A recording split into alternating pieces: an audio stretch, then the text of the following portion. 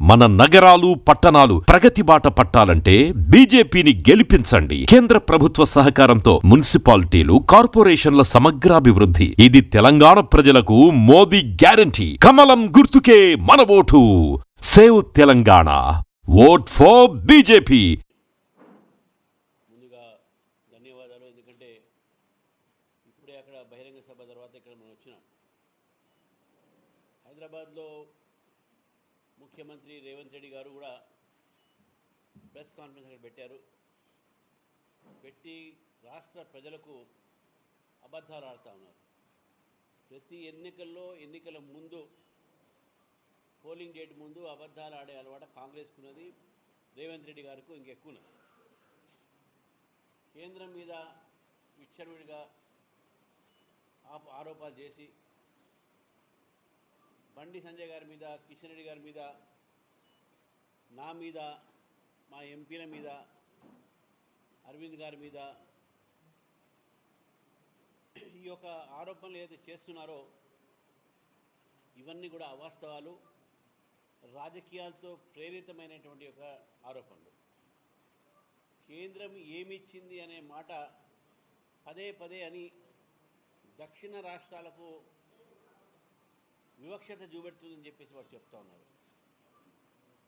ఇది అంతా కూడా కాంగ్రెస్ పార్టీ దేశంలో విభజన తీసుకురావడానికి, విభజించే రాజకీయం, డివిజివ్ పాలిటిక్స్ కాంగ్రెస్ పార్టీ పాటిస్తుంది కాబట్టే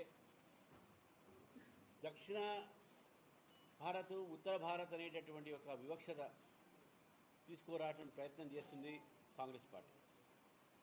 కానీ భారతదేశ ప్రజలు కాశ్మీర్ నుంచి కన్యాకుమారి దాకా, అస్సాం నుంచి అహ్మదాబాద్ దాకా మనందరం ఒకటే అనేది భావించేటటువంటి ఒక భారతదేశం ఇది. అటు స్టాలిన్ మాట్లాడినా, అటు బెంగాల్లో మమతా బెనర్జీ మాట్లాడినా, ఇటు కాంగ్రెస్ పార్టీలో రేవంత్ రెడ్డి గారు మాట్లాడినా, ఈ ఇండియా అలయన్స్లో అందరూ కూడా పేరుకు ఇండియా అలయన్స్ మాత్రంగానే వీళ్ళందరూ కూడా యాంటీ ఇండియాగా మారినటువంటి విషయాన్ని మనం గుర్తుపెట్టుకోవాలి. అంతేకాకుండా అబద్ధాలు ప్రచారం. రాజకీయాల్లో మనము ఆరోపణలు చేసుకోవచ్చు, తప్పేం లేదు.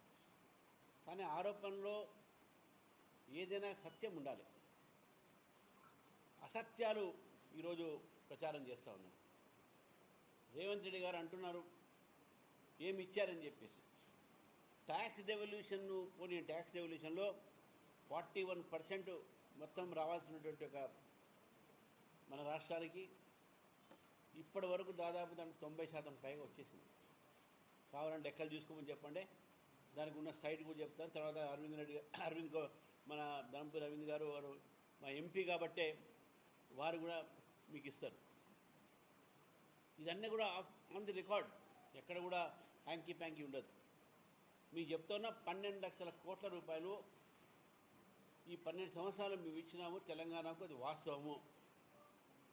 అంతేకాదు ఈ ట్యాక్స్ డెవల్యూషన్ వదిలిపెట్టండి. ట్యాక్స్ డెవల్యూషన్ ఇంతవరకు ఏది ఆగలే.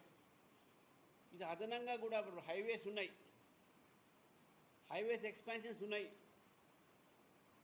దాని తర్వాత మీకు హైవేస్తో పాటు మనం ఈ నిజామాబాద్ అంటున్న అమృత్ రైల్వే స్టేషన్, ఈ అమృత్ రైల్వే స్టేషన్ అనేది ఒక డెవలప్మెంట్ నిజామాబాద్ ప్రజలు కాదా? వందే భారత్ ఎక్స్ప్రెస్లు తెలంగాణలో వస్తున్నాయి, తెలంగాణ కోసం కాదా? దీని ద్వారా ఉపాధి కూడా పెరుగుతున్న విషయాన్ని మనం గుర్తుపెట్టుకోవాలి.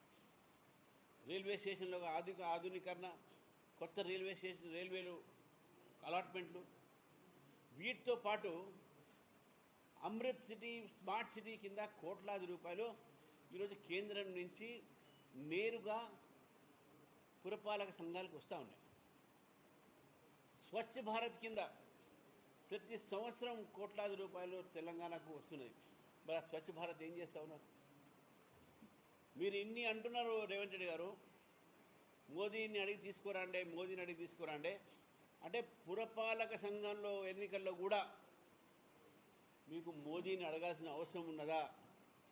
మీరు అడగకుండానే వారు ఇస్తూ ఉన్నారు. ఇక్కడ ఫైనాన్స్ కమిషన్ సంబంధించినటువంటి రికమెండేషన్లో ఎవరి ప్రమేయం లేకుండా మొత్తం తెలంగాణ రాష్ట్రంలో వారి రికమెండేషన్ ద్వారా లోకల్ బాడీస్కు గ్రామీణ ప్రాంతంగానే పట్టణ ప్రాంతాలుగానే ఫైనాన్స్ కమిషన్ ద్వారా ఈ లోకల్ బాడీస్కు వచ్చే నిధులు వస్తూ ఉన్నాయి.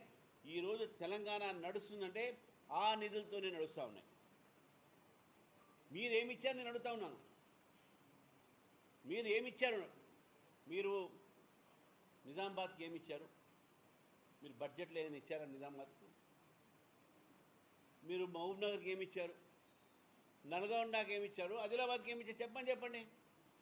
ఎన్ని నిధులు ఇచ్చారు? నేను చెప్పగలుగుతా మీకు ఎన్ని నిధులు మేము ఇచ్చానని చెప్పేసి. ఎన్ని కోట్లు ఇచ్చినా కూడా మీకు చెప్పగలుగుతాను.